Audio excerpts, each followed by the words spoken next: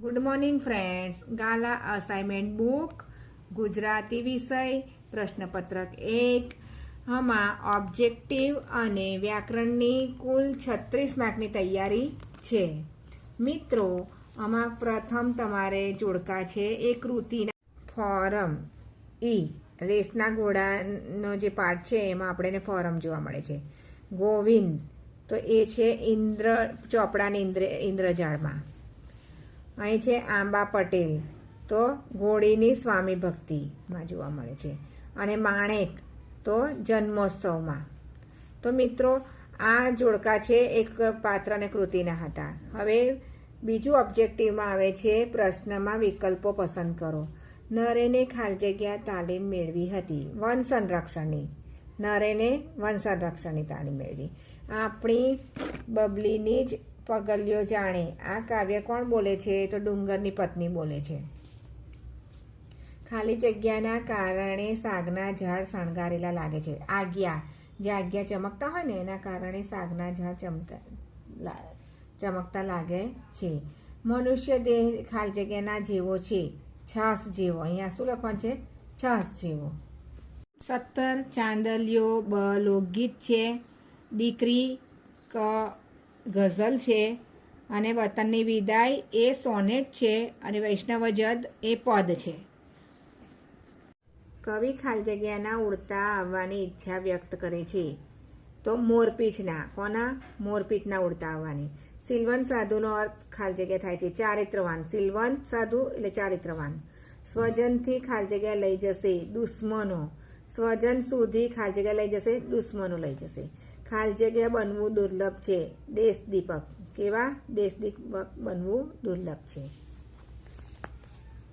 હવે વિભાગ સીમાં આવતા વિકલ્પો એ આપણે ગ્રામરમાં આવશે. વ્યાકરણમાં શબ્દોની સાચી જોડણી લખો. તો અહીંયા પ્રતિબિંબમાં આ પ્રતિબિંબ એ સાચી જોડણી છે. ગીરીમાં આ ગીરી સાચું છે. અને પવન તો પવન થશે. આ તમારી સંધિ છે પવન. દાવ પેચ. દાવ અને પેચ શબ્દનો સમાસ છે. અને દાવ અનેથી જે જોડાય છે તેથી અહીં દ્વંદ્વ સમાસ આવશે. બંને શબ્દના જોડણી ભેદોના અર્થ બતાવવાના છે આપણે. તો ખાદ એટલે ખોટ અને ખાદ્ય એટલે અનાજ. માણેકના કરુણ ચિત્કારે તેનો પીછો પકડ્યો. તો વાક્યનો અલંકારનો પ્રકાર બતાવવાનો છે. તો સજીવારોપણ. સામાજિક શબ્દમાં કયો પ્રત્યય રહેલો છે? સામાજિક તો પર પ્રત્યય. સમાજ વત્તા ઈક એટલે પર પ્રત્યય છે. શબ્દોના સમાનાર્થી શબ્દ આપો. ઉજ્જળ તો ખાલીને આવે, ભયંકર ના આવે, વેરાન આવશે. શું આવશે? વેરાન. ગીરા એટલે વાણી આવશે. અહીંયા લાચારી સંજ્ઞાનો આપેલ સાચો પ્રકાર બતાવવાનો છે. વિકલ્પોનો સાચો પ્રકાર બતાવવાનો છે. તો ભાવવાચક.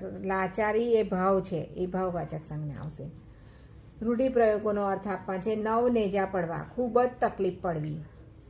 બાંધી મુઠ્ઠી લાખની. છુપી વાત છુપી જ રાખીએ તો જ ફાયદાકારક રહેશે. શબ્દ સમૂહ માટે એક શબ્દ. જેને કોઈ રોગ નથી તે નિરોગી. પ્રશ્ન 44 શબ્દનો વિરોધી શબ્દ આપવાનો છે. સ્થૂળ તો સૂક્ષ્મ આવશે. સ્થૂળ તો સૂક્ષ્મ. વાક્યને કર્મણી બનાવવાનું છે. પોલીસે ચોરને પકડ્યો. પોલીસ વડે ચોર પકડાયો. તળપદા શબ્દ જે આપણે ગામડામાં બોલે છે એને આપણે શિષ્ટ શબ્દ બનાવવા છે. હેર તો શહેર. વાક્યને વિશેષણ શોધી તેનો પ્રકાર બતાવવાનો છે. વિશેષણનો પ્રકાર બતાવવાનો છે. સિલવંત સાધુને વારે વારે નમીએ. સિલવંત છે એ ગુણવાચક વિશેષણ છે. સિલવંત છે ગુણવાચક વિશેષણ છે. અહીં નીચેના વાક્યમાંથી ક્રિયા વિશેષણ શોધવાનું છે. ક્રિયા વિશેષણ શોધવાનું છે. ખીચડી મને બહુ ભાવે છે. તો બહુ એ પ્રમાણવાચક ક્રિયા વિશેષણ બતાવ્યું છે. તૃષ્ણા શબ્દના ધ્વનિ ઘટકો છૂટા પાડો. તૃષ્ણા કીધું છે. ત્ર વત્તા રૂ વત્તા શ અડધો છે એટલે સ વત્તા અણ એટલે અણ ખોડો કર્યો અને આ કરવાનું છે. આ ખોડો કરવાના છે. વાક્યનું પ્રેરક વાક્યમાં રૂપાંતર કરવાનું છે. રીંછ હુમલામાંથી એક સુરતી કુટુંબ બચ્યું. આપણે આખું વાક્ય એવું જ બનાવવાનું છે, ખાલી અહીંયા લખો છો સિંહના હુમલામાંથી એક સુરતી કુટુંબને બચાવાયું. આ લખવાનું છે. આ પંક્તિમાં રહેલો છંદ બતાવવાનો છે. લાંબો જોડે ટૂંકો જાય, મરે નહીં તો માંદો થાય. એ ચોપાઈ છે. મ ભ ન ત ત ગા ગા કયા છંદનું બંધારણ છે? એ મંદાક્રાંતા છંદનું બંધારણ છે. તો મિત્રો, આ તમને મેં વિડીયોઝ બનાવે છે, 36 માર્ક્સની તૈયારીનો છે. અને માત્ર તમે આટલી તૈયારી કરો તો પણ તમે 36 માર્ક્સ લઈ આવી શકો છો મિત્રો. તો તમે તૈયારી કરજો, અને એમાં કંઈ ખબર ના પડી હોય તો મને લિંક બોક્સમાં જરૂર બતાવજો. Thank you.